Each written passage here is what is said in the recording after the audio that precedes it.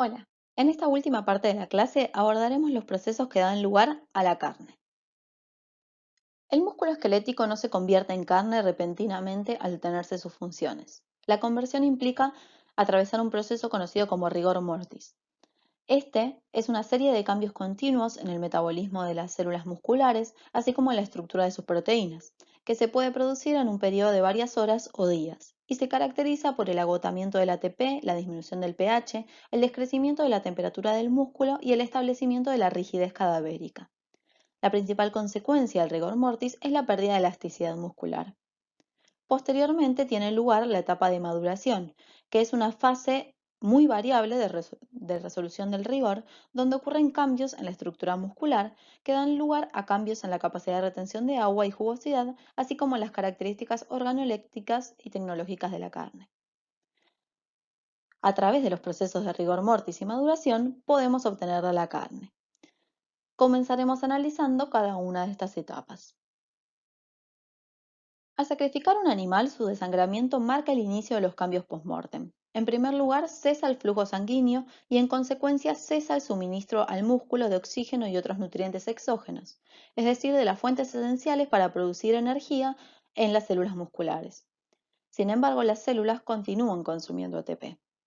También cesa el transporte de productos de desecho fuera de las mismas y simultáneamente desaparece la regulación central, tanto nerviosa como hormonal.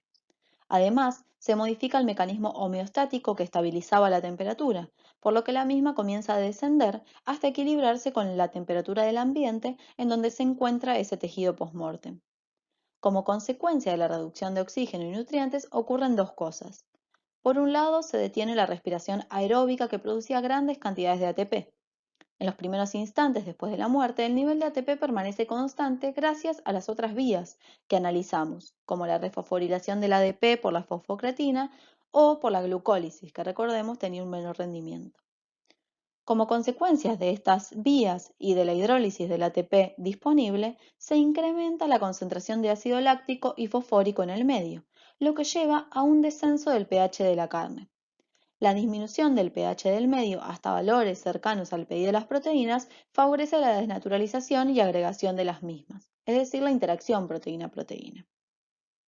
A su vez, a medida que las reservas de glucógeno, ADP y fosfocreatina se agotan, disminuye marcadamente la producción de ATP.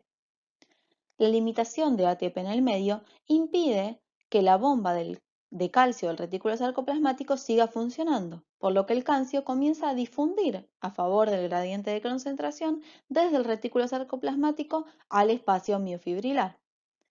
La disminución del pH también contribuye a este proceso de liberación del calcio, dado que desestabiliza las membranas del retículo sarcoplasmático, que se vuelven más permeables. En conjunto, la presencia del calcio y la baja disponibilidad de ATP dan lugar a la formación del complejo actomiosina de manera irreversible. Esto ocurre porque el calcio libera el sitio de unión de la miosina sobre el filamento de actina y permite que la molécula de ATP unida a la miosina se hidrolice, dando lugar a la energía necesaria para que los filamentos se unan. Sin embargo, los niveles de ATP son muy bajos y cuando se agotan, la unión actomiosina se vuelve irreversible.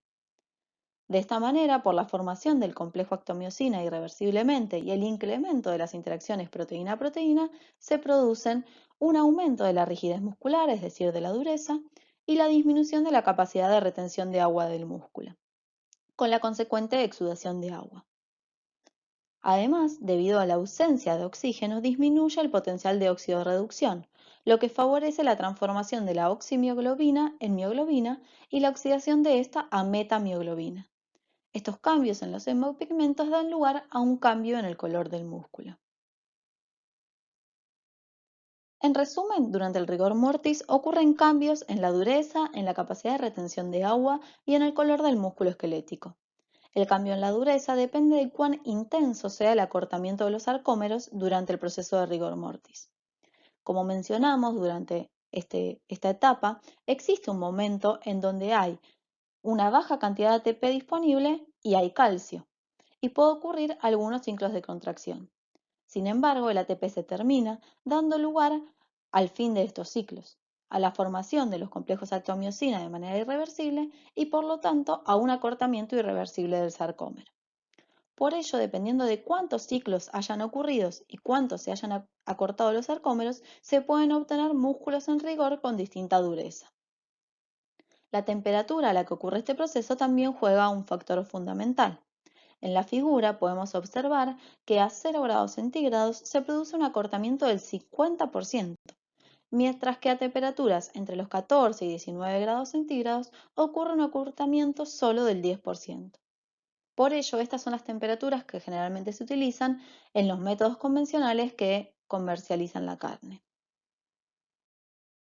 Finalmente, es importante notar que el tiempo que tarda en instalarse el rigor mortis para una misma temperatura depende de la especie, siendo el proceso más largo en vacas que en cerdos y pollos. Posteriormente, durante la maduración de la carne, se produce la resolución del rigor gracias a enzimas intramusculares que se activan a pHs ácidos y en presencia de calcio, condiciones en las que queda el músculo luego del proceso de rigor mortis. Las principales enzimas involucradas son proteasas, entre ellas las calpaínas, que se activan en presencia de calcio y que actúan sobre la banda Z, separando a los filamentos delgados, y las catepsinas, que se activan a pH ácido. Estas actúan hidrolizando el complejo actomiosina y a las troponinas T. La acción de estas proteasas en conjunto permite que la carne recupere su extensibilidad y que las proteínas interactúen en mayor medida con el agua, en lugar de entre ellas, por lo que da lugar a una disminución de la dureza de la carne y a un aumento en la capacidad de retención de agua y jugosidad de la misma.